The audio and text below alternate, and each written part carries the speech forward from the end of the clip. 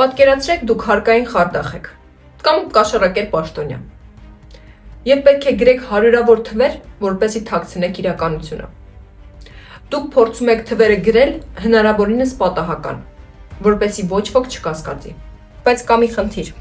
մարդկային ուղեղը չի կարող ստեղծել իրական պատահականություն։ Մենք մտածում ենք, որ թվերը խառնում ենք, բայց իրականում ենթագիտակցորեն օրինաչափություններ ենք ստեղծում։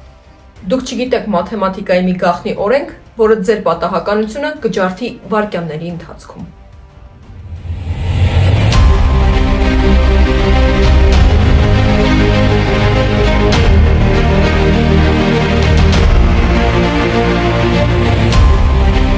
Բարև, ես Արմինեն եմ։ Այսօր խոսելու եմ Բենֆորդի օրենքի մասին։ Գործիք, որը օգտագործվում է խարդախությունները բացահայտելու համար։ Եթե վերցնենք հազարավոր իրական թվեր, օրինակ գետերի երկարություններ, քաղաքների բնակչություն, բորսայական գներ, ընկերությունների եկամուտներ, ապա կտեսնենք տարօրինակ օրինաչափություն։ Մարդիկ կարծում են, որ 1-ից 9 բոլոր թվերը, որպես առաջին թվանշան, պետք է հանդիպեն հավասար, մոտ 11%, բայց իրականում 1-ը հանդիպում է մոտ 30%, 2-ը 17, 3-ը 12, իսկ 9-ը ընդամենը 4-ից 5%։ Սա նշանակում է, որ իրական աշխարհում թվերը սիրում են սկսել 1-ով, իսկ 9-ով սկսվող թվերը շատ քիչ են հանդիպում։ Բայց ինչու՞։ Պատճառը կապված է աճի մեխանիզմի հետ։ Շատ բնական եւ տնտեսական գործընթացներ աճում են տոկոսային սկզբունքով։ Որպեսզի 100-ը դառնա 200, պետք է աճի 100%, բայց որպեսզի 800-ը դառնա 900, պետք է աճի ընդամենը 12%։ Այսինքն թվերը շատ ավելի երկար ժամանակ են մնում 100-ից 199-ի տիրույթում, քան 800-ից 899-ի։ Այդ պատճառով 1-ով սկսվող թվերը շատ ավելի հաճախ են հանդիպում։ Եվ հենց այս բնական օրինաչափությունն է, որ մարդիկ չեն կարողանում վերարտադրել, երբ սկսում են թվեր հորինել։ Աշխարհի խոշորագույն էներգետիկ ընկերություններից մեկը տարիներ շարունակ կեղծում էր իր ֆինանսական հաշվետվությունները։ Երբ հետագայում վերլուծաբանները ստուգեցին ներկայացված թվերը, դրանք զգալիորեն շեղվում էին Բենֆորդի օրենքից։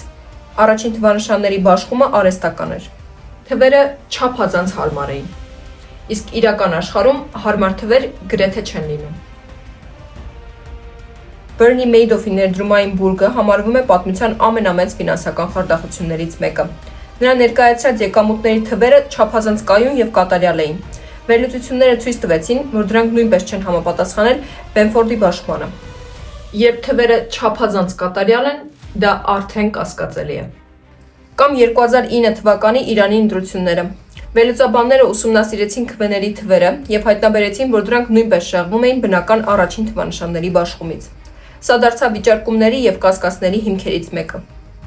Մարդիկ վատ են հորինում պատահական թվեր։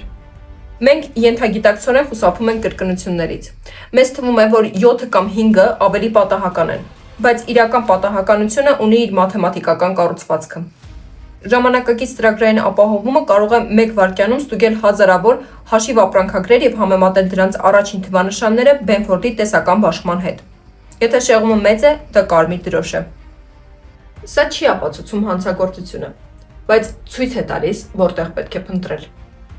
Բենֆորդի օրենքը ցույց է տալիս, որ նույնիսկ քաոսի մեջ կան օրինաչափություններ։ Թվերը ապրում են իրենց սեփական տրամաբանությամբ։ Եթե փորձեք խաբել բնությանը, մաթեմատիկան ձեզ կմատնի։ Հաջորդ անգամ, երբ տեսնեք թվերի երկար շարք, փորձեք ինքներդ ստուգել, արդյոք դրանք սկսվում են 1-ով։ Եվ իհարկե, չմոռանաս մարզել ուղեղդ։